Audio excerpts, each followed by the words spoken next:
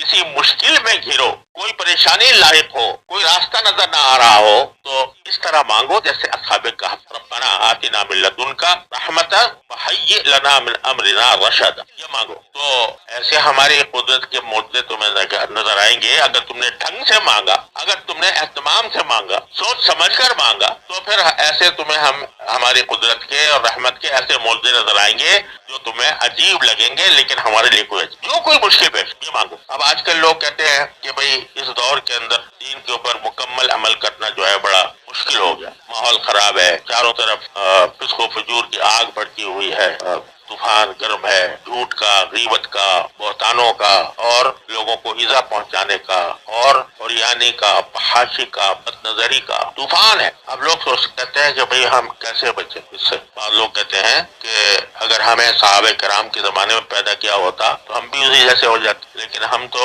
इस 14वीं 15वीं सदी में पैदा हुए हैं और ऐसे माहौल में पैदा हुए हैं कि जो डूबा हुआ है मासियतों में, गुनाहों में। आदमी बाहर निकले तो निगाह को पनाह नहीं मिलती, मजलिस में बैठे तो जबान को पनाह नहीं मिलती, कान को पनाह नहीं मिलती, कोई ना कोई मसला इंसान के साथ रहता है। तो कहाँ जाए, किस तरह हम अपने आप को बचाएं? तो अल्लाह ताला ने बता दिया कि इस तरह बचाओ कि हमें हमसे मांगो। क्या मांगो? पना आतिना मिन लदुनका रहमतन व हय्यि लना मिन अमरिना रशदा, ये मांगो। या अल्लाह, चारों तरफ आग भड़की हुई है मासियतों की, गुनाहों की, हमारे हम शैतान और नफ्स के हम गुलाम बने हुए हैं, दुश्मन से हम पर छा गया है, हम पर मुसल्लत हो गया है। अल्लाह, आप हमें इस मुसीबत से निकाल दीजिए और आतिना मिन लदुनका रहमतन व हय्यि लना मिन अमरिना रशदा। फिर देखो क्या होता। हमारे हज़रत बाला फरमाया करते थे कि यूँ समझो कि हशर का मैदान है और अल्लाह तबारक व तआला की बारगाह में खड़े और वहाँ अमाले बद का बुलंदा हमारे सामने क्या कुछ किया। तो बात पुरुष हुई तो आपने ये कह दिया जवाब में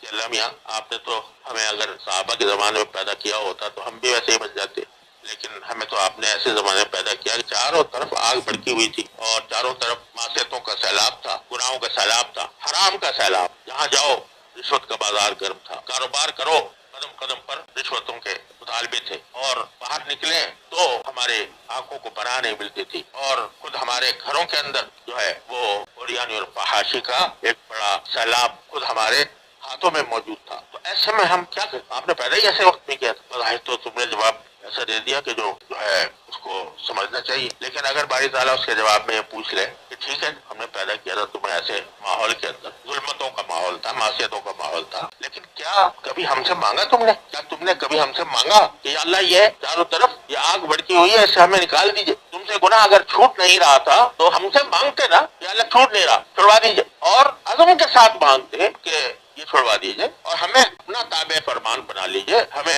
इत्तिबाए सुन्नत की तौफीक अता फरमाइए। ये मांगते ना हमसे, मांगा थे। अगर मांगा तो बेशक तुम्हारा उज़्र जो है वो ठीक है कि हमने तो आपसे मांगा भी था, आपने दिया ही, लेकिन हमने हमसे मांगा कब? अगर मांगते और अगर हम ना भी देते तो तुम्हारे लिए एक उज़्र था, तुम्हें फिर भी हम जन्नत में दाखिल कर। लेकिन जब तुमने हमें हमसे मांगा ही नहीं, जबकि हम बार बार कह रहे थे कि अल्लाह अला कुल्ली शैइन क़दीर, अल्लाह अला कुल्ली शैइन क़दीर, कोई चीज हमसे बैद नहीं थी, कोई चीज हमसे अजीब नहीं थी, और फिर भी तुमने हमसे नहीं मांगा, तो बताओ इसका क्या जवाब है? तो इससे मालूम हुआ कि आदमी अगर कोई गुनाह छोड़ नहीं पा रहा है, अपने आप को मजबूर समझ रहा है, मजबूर हकीकतन नहीं होता लेकिन नफ्स उसको मजबूर करार देता है, तो कम से कम अल्लाह तबारक व तआला से मांगता तो रहे कि रब्बना आतिना मिन लदुनका रहमतन व हय्यि लना मिन अमरिना रशदा। ये तो विरदे ज़बान होना चाहिए, ये तो कदम कदम पर आदमी को मांगना चाहिए कि मुझे रास्ता दे दीजिए, खुद निकाल दीजिए, आप कोई रास्ता अपने पास से निकाल। तो अगर कोई बंदा ये करे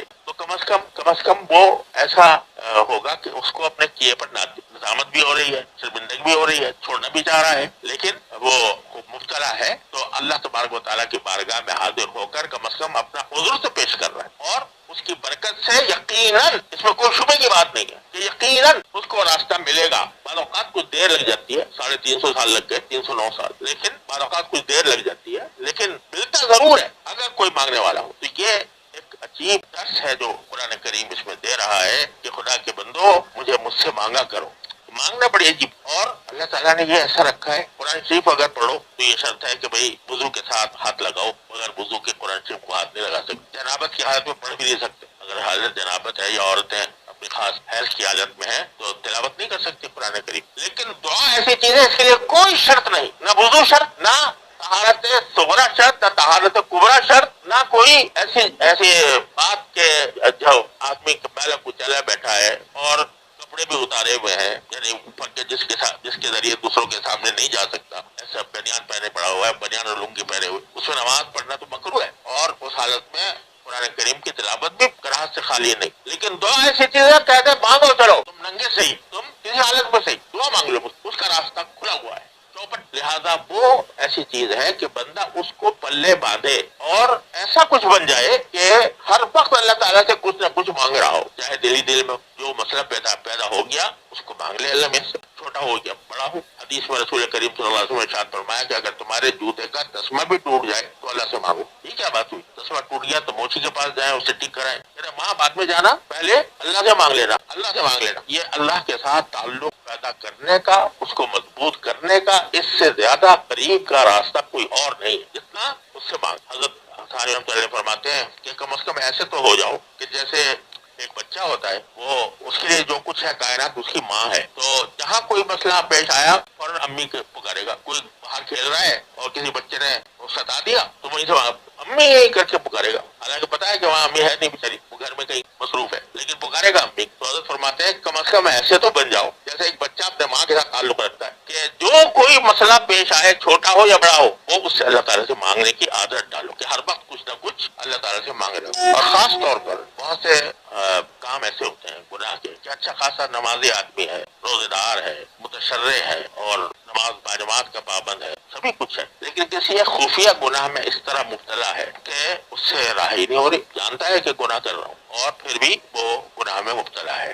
چھوٹتا نہیں. کیا کرے؟ کم سے کم اتنا تو کرے کہ یہ مانگے ربنا آتنا من لدنک رحمتا وہیئ لنا من امرنا رشدا. یا اللہ مجھ سے چھڑوا دے. اللہ میں ہمارے حضرت فرمایا کرتے ہیں اللہ میں سے اس طرح باتیں کیا کرو کہ اللہ یا تو چھڑوا دیجئے ورنہ مجھے میری پکڑ نہ کیجیے. میں نے آپ کے حوالے کر دیا اپنے آپ، یا چھڑوا دیجیے یا میری پکڑ نہ کیجیے. تو یہ جب بندہ اتنا رب پیدا کر لیتا ہے تو جب ہماری تعالیٰ یہ دیکھتے ہیں کہ یہ بندہ بیچارہ تھا تو یعنی اپنی حد تک کوشش کر رہا تھا، لیکن نفس اس کے اوپر غالب آ گیا تھا، شیطان اس پر غالب آ گیا تھا، اس نے جو ہے اس کو مجبور کر رکھا تھا، لیکن ساتھ ہی ہمارے اس سے لگاؤ ضرور تھا، ہم سے تعلق تھا، ہم سے مانگتا تھا، تو اس کو معلوم نہیں فرمایا. حدیث میں واقعہ بیان فرمایا نبی کریم صلی اللہ علیہ وسلم نے کہ ایک شخص تھا، کفن چور تھا. کفن چور اس سے زیادہ رذیل پیشہ شاید ہی کوئی ہو کہ قبریں کھود کے مردوں کے کفن نکالتا تھا اور بیچا کرتا تھا. جب اس کے مرنے کا وقت آیا تو اس نے اپنے بیٹوں کو وصیت کی کہ دیکھو بیٹا، اگر اللہ میں اگر ایسا کرنا کہ جب میں مر جاؤں تو میرے پہلے تو لاش کو آگ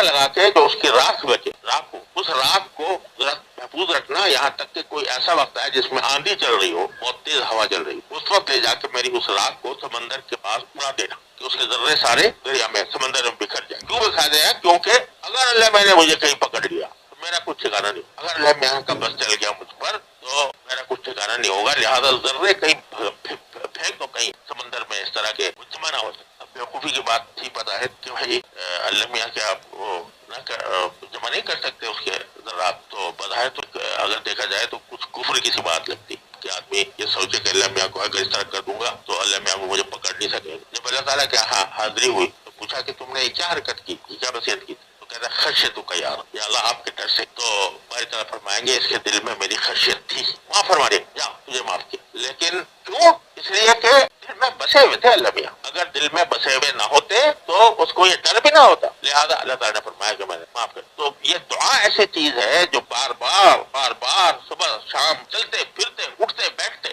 یا اللہ میں چل رہا ہوں، یہ لکڑی مل جائے کچھ صحیح ہوا، یا اللہ میں باہر نکل رہا ہوں تو آفس کے ساتھ پہنچ جاؤں، یا اللہ مسجد میں داخل ہو رہا ہوں تو اللہ اپنے نعمت سے نماز ٹھیک طریقے سے پڑھوا دیجیے گا، باہر نکل رہا ہوں یا اللہ جو میں اپنے گھر جا رہا ہوں تو سب کو آفیت سے پاؤں، کوئی کسی کو پریشانی میں نہ دے. اگر گاڑی میں بیٹھے ہو تو یا اللہ مجھے منزل تک عافیت کے ساتھ پہنچا دیجیے. ٹریفک بند ہو گئی یا اللہ کھول دی، ٹریفک جام ہے یا اللہ کھول دی. یہ جو رٹ لگائے گا بندہ دعاؤں کی، اتنا رٹ لگائے گا، جتنا رٹ لگائے گا اتنا ہی اللہ تعالیٰ کے ساتھ تعلق مضبوط ہوگا، اور یہ تعلق کا مضبوط ہونا ہی سب سے بڑی کام. تو بھائی بھی کہیں مشکل میں گرو، چاہے وہ مشکل دنیاوی ہو یا دینی ہو، اس آیت کو اور اس دعا کو حرز جان بن. ربنا آتنا من لدنک رحمتا وہیئ لنا من امرنا رشد. اس لیے بتایا یہ قصہ سارا اللہ تبارک و تعالیٰ. اللہ تعالیٰ اپنے فضل و کرم سے ہمیں توفیق عطا فرمائے. مانگتے رہنے کی، منگتے بن جاؤ اللہ تعالیٰ. ہر وقت کچھ نہ کچھ مانگتے رہے. پھر دیکھو کیا ہوتا ہے. ہو نہیں سکتا کہ پھر اللہ تعالیٰ ایسے آدمی کو مردود کر، ایسے آدمی کو جہنم کا ایندھن بنائے جو ہر وقت اللہ تبارک و تعالیٰ سے